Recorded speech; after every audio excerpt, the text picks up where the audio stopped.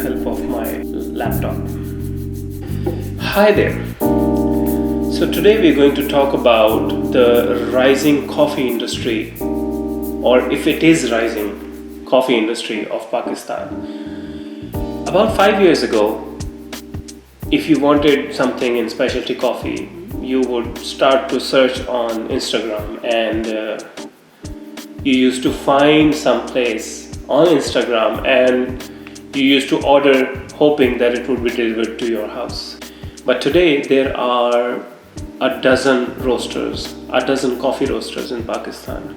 We have AeroPress competitions, we have cupping labs, we have co-fermented coffees, we have single origin coffees, we have coffees which range from a cupping score of 88, 89, 90, even 91. Even I had one of those. And those coffees would surely compete with anything from Melbourne or from London. On paper it looks like Pakistan is on its way, but is that really true? Is it an Instagram hype, or is it really the case? So I'm going to ask three basic questions, three uncomfortable questions. Who are these roasters who are actually roasting these coffees? Are they roasting it to hold up international standards? And thirdly, most importantly, is this growth even real, or is it just an Instagram hype? So let's get into it.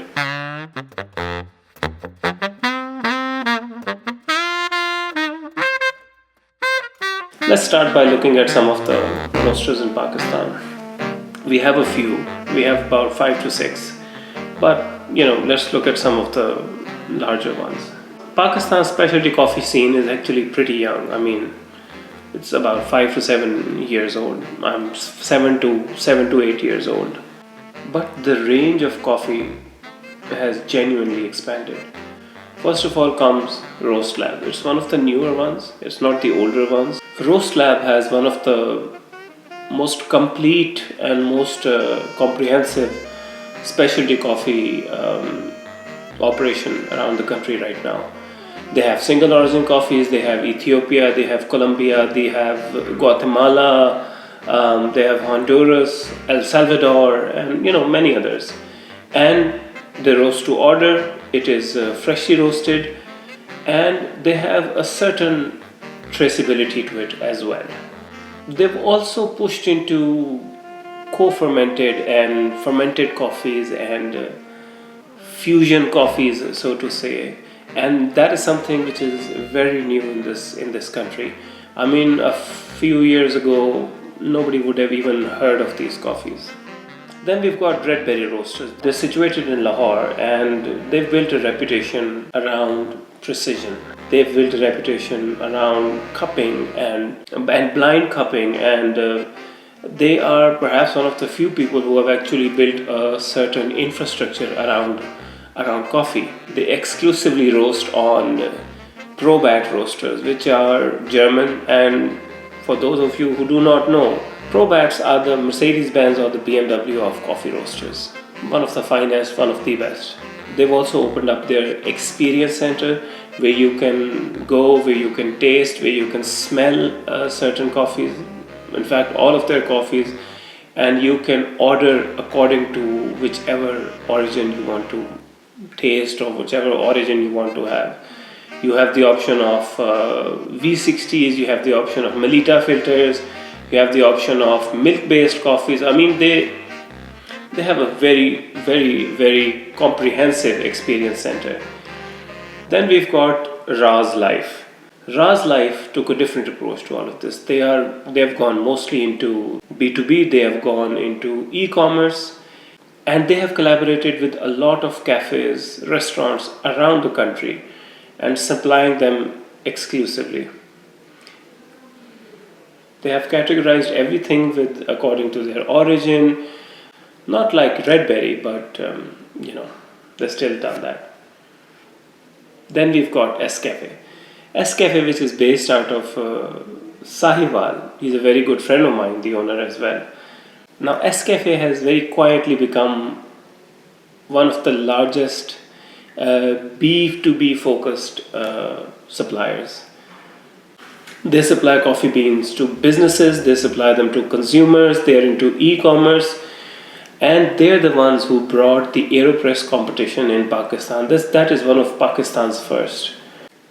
And then we've got Voglia, Voglia. I do not know how to pronounce it, but Voglia is one of the largest coffee producers in this country, producing over 10 tons of coffee every month. They're also suppliers of a lot of the condiments that go along with coffee, such as the syrups, such as the vanilla syrup and peach syrups and whatnot. And they have a very wide range of products that they're making. They are perhaps the largest in Pakistan. Excuse my change of clothing because I'm recording this on a separate day, on a different day. But I would be doing this video a disservice if I did not mention the name of Nomad Coffee Studio. So Nomad Coffee Studio, which has been operating out of Karachi for almost 1 decade. You could easily say that they are the OGs of coffee when it comes to Pakistani coffee culture. They have set standards for this industry. They have led so many coffee revolutions in this country. They have introduced Pakistan, specifically Karachi, to the specialty coffee scene. You cannot forget the work that Nomad Coffee Studio has done. Now, this is not an exhaustive list. There are lots of other companies that are operating. There are lots of other roasters that are operating. There are lots of people who get their coffees roasted from these roasters and then sell them individually. But this is just to give you a snapshot of what is happening.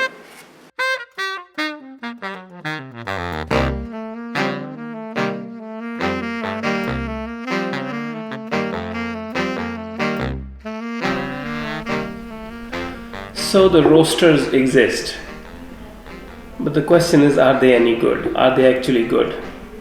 Are they good for the Pakistani audience, or are they really up to the standards of exporting all over Pakistan, all over the world actually? To answer that, you need to first of all understand how is coffee graded, how is coffee tasted. The Specialty Coffee Association, the SCA, created a global standard, a global benchmark. Any coffee that is cupped and scored is given a score between 0 to 100 points, and it is scaled by a certified coffee taster called a Q grader. Anything scoring above 80 is considered specialty grade, and anything graded below that goes into the supermarkets and the cafes and whatnot. Becoming a Q grader isn't something very easy. It's not something very casual. It's a 10 to 14 day certification, and it's very rigorous. This process has 19 separate exams. It has cupping tests, it has triangulation testing, it has olfactory testing, it has sample roast identifications, and it is often compared to a sommelier certification, except that it's for coffee. So here's the honest truth about the question that I asked. Most of the Pakistani coffee roasters are not displaying these SEA rates, these SEA scores on their packaging, except for a very few. But the kind of third-party transparent verification that is provided in the rest of the world, that is still non-existent. I mean, if I take the example of some of the roasters, what they do is the coffee that they import from abroad, they usually come with a certain SEA rating that those growers or those farms tested at some point in time by an SEA certified Q grader, and usually that's the grade that is used on their packaging as well. I mean, this does not mean that the coffee is bad in any way. It just means that it is not standardized. Sometimes that really matters. So the answer to that question is a bit mixed. On the one side, we've got precise roasters like Redberry Roasters. Then we've got Cafe, and then we've got Roastlab, which are giving you traceabilities to all their products. So what it boils down to is that there is actually no infrastructure that is existing at the moment. Some people are following some procedures and others are following other procedures. But because there is a lot of competition, the gap between extremely well defined traceable coffee and the non-regulated is, the gap is closing very fast.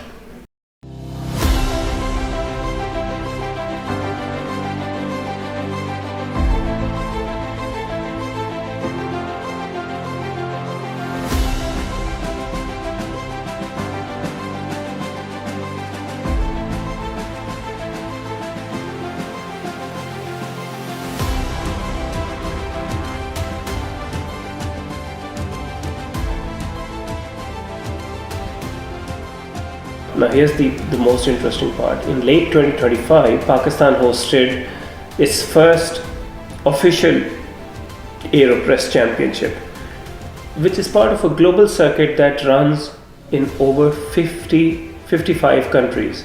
That's not marketing. It's not a marketing event. It's judged blind by industry professionals using the same format, which is all around the world. The fact that Pakistan now has a national qualifier feeding into the global circuit is a genuine sign of technical seriousness, not just an Instagram polish. So are we at the international standard yet? Selectively, yes. Consistently across the whole country? Not yet. But the gap is slowly but surely closing.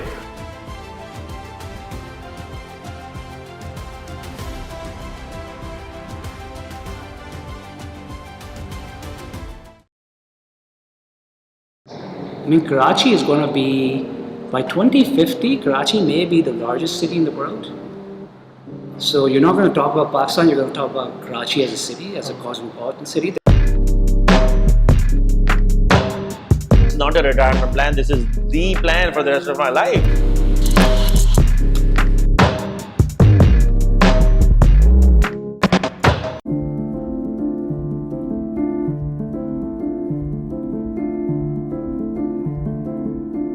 Now let's come to the title of this video. Is this demand real, or is it just an Instagram trend? Let's look at the numbers first. Pakistan's coffee sales have roughly hit 7.2 billion rupees in 2022. Coffee consumption among the 18 to 24 range has been growing faster than their adoption to carbonated drinks. Per capita consumption of coffee remains below a kg per year, per annum, which is extremely low by global standards. Now let's compare this to tea. Pakistan's hot beverage market is around 150 billion rupees, and tea alone accounts for an overwhelming majority of it. Tapal, Unilever, Vital, all these groups, they're the ones dominating this space. Coffee, with all of its buzz, has a very small fraction than what tea commands. So you can understand that coffee is growing in percentage terms, and it's going quite rapidly, and it's significant. A 40% growth sounds massive, and it is significant, but it's 40% on a market that is very minuscule. So in actual real terms, it's nothing. Now let's look at the Instagram question. There is real research suggesting that a lot of the day-to-day visibility of the coffee culture in Pakistan, the aesthetics, the reels, it comes from Instagram and TikTok. The latte art and the dalgona coffees and that which exploded in COVID is genuinely social media driven. the underlying argument is that the coffee consumer behavior is shifting in ways that don't require Instagram or TikTok for that matter to sustain. Home brewing equipment sales are increasing. Subscription coffee models are right now active. Import volumes are climbing steadily despite anything which is going viral on Instagram. I mean, vanity factors on one side. There are people who are paying real money for these, and they're paying it repeatedly for coffee, and they're paying it regularly. What I think that is actually happening is that there are two separate layers which are layered upon each other. Number one, there is a genuine, slow, structural shift in the Pakistani community, which is mainly driven by Gen Zs, which have the rising disposable incomes, which do not have the problems of marriage and all, and they are rapidly moving towards coffee. Number two, there is a much faster moving Instagram and TikTok aesthetic layer which is sitting on top of this shift, which inflates the perceived demand and pulls in cafes chasing the look of specialty coffees without actually matching the substance. The danger isn't that the trend is fake. The danger is that the aesthetic layer will overtake the actual demand. Cafes and roasters can open, they can brand well, they can go viral long before the actual average Pakistani consumer has developed enough of a palate to actually tell the difference between a well-sourced Ethiopian natural coffee and what is dressed up in packaging. This is the actual industrial risk at the moment. It's not the lack of demand, but demand which is outpacing the consumer education. In simple terms, people are drinking coffee, but they do not know what they're drinking, and that is the most important thing. If you do not know what you're drinking, how will you enjoy it? I mean, we have been drinking tea for such a long time that every single person knows the difference between good tea and bad tea, or perhaps they think they do know. But when it comes to coffee, people take Instagram and their Instagram reels as their benchmark of defining good quality coffee. And that shouldn't be the case. What should be the case is that you're able to identify what is good from bad.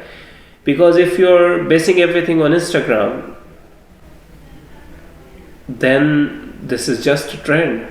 So if people can't taste the difference, the price becomes the only differentiator. And that's a race to the bottom for anyone who's actually seriously and honestly sourcing it responsibly. Now, and then there's another factor, the clinching factor. Pakistan grows none of the coffee that it roasts. Every single bean is imported. There are small experimental pilot projects which are going on in Hazara and Hunza and places like that, but they are negligible. They're next to negligible. There's no export scale domestic production which is going on. Every single bean in every single bag is imported, and import duties on these coffee beans range from 42 to 50%, as opposed to the 13% of tax that is taken on tea. That tariff structure alone puts a ceiling on how affordable coffee can be, and affordability is everything. And therefore, this defines how mainstream coffee can become, and how specialty coffee can actually and realistically become part of our culture in the future. So the roasters are real, and a handful of them are even doing genuine work and building the infrastructure. Pro-backed machines, blind cupping, origin traceability, but the industry-wide adoption of coffee and recognized standards like Q graders and SCA certifications, that is very much at the early stages. If I have to bet on where all of this goes, Pakistan will end up following on a path which is closer to the markets of South Korea and Southeast Asia, where there's going to be a slow decade-long build, not an overnight explosion. Mind you, tea isn't going anywhere, and why should it? It runs in our veins. But coffee is starting to carve its own path. The roasters which are going to survive the next 5 years aren't the ones which produce the best Instagram reels. They're going to be the ones who invented and did all the hard work and built up all the infrastructure and built all the standards. You have to discipline yourself when it comes to sourcing. You have to roast consistently, and you have to actually build a customer base who knows good coffee from bad coffee. That's genuinely the mission behind the Wise Brew as well. Because I want to tell, which is what this video actually is trying to do, is tell you the difference between the differentiation factors between the good coffees and the bad coffees. So I hope you like this video. I hope you give it a thumbs up. I also hope that you give me your feedback of some of the cafes that you've been to. I would like to know what you think about double shot, what you think about second cup, what you think about the other small cafes that are opening up, and that extraction cafe that is opening in Lahore. I would like to know how was your experience with Raz coffee, with our coffee, with the Wise Brew coffee. How was your experience with Redberry Roasters? I do hope you give me some comments and feedback in the comments below. And I would also really appreciate if you could give me an idea and if you could give me a thumbs up on this video as well. And as always, thank you very much for watching, and I hope you have a great day.